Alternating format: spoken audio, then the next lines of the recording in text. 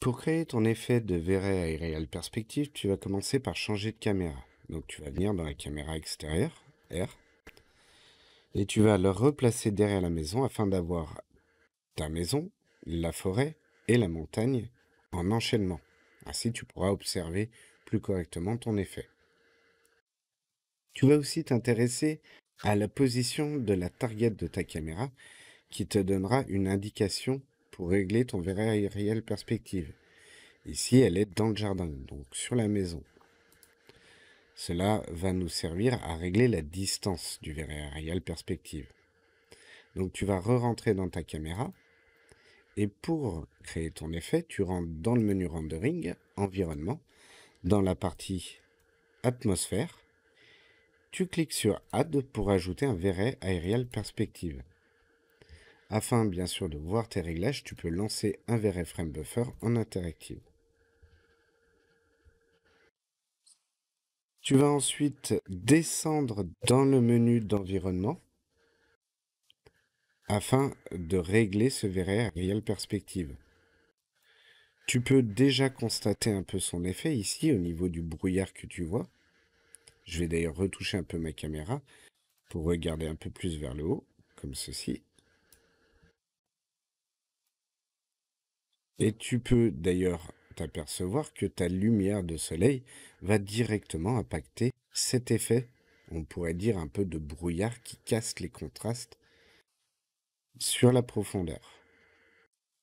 Alors pour le régler, tu vas donc le faire par rapport à une distance de la caméra.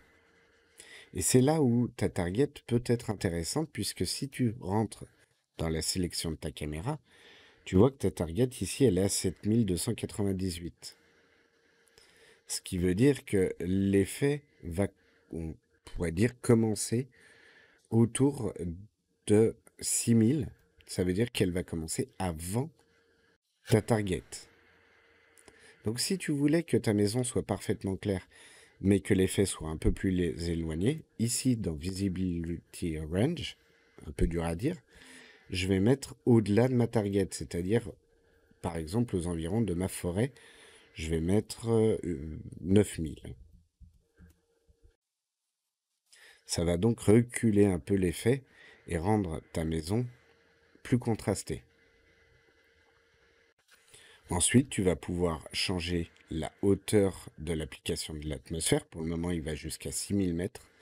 Mais si tu descendais par exemple à 200, voire à 100, tu peux constater ici que les contrastes reviennent sur le haut de ton image. En fait, ton effet se fait que jusqu'ici, c'est-à-dire jusqu'à 100 mètres.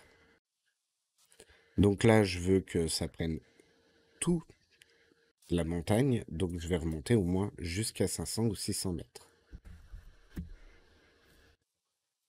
Ensuite, tu pourrais changer la couleur, si tu voulais donner une petite teinte chaude. Mais personnellement, je vais rester quand même sur quelque chose d'un peu froid. Et tu peux changer l'impact de la lumière dans cette brume, on pourrait dire, en changeant le Indicator Light Intensity. Donc, si tu mets 5, tu vas voir que ça brûle ton image. Le rayonnement est beaucoup trop fort. Par exemple, c'est très important ce genre de réglage. Si tu fais des rendus de montagne en altitude avec une belle journée et de la neige, tu auras intérêt à avoir un indicator assez haut. Alors pas à 5, mais peut-être à 2 ou 3, par exemple. Ici, je ne vais pas monter aussi haut. Je vais mettre, par exemple, autour de 1,5. Ce qui est un peu fort, je vais descendre. En fait, 0,5, c'est un peu faible.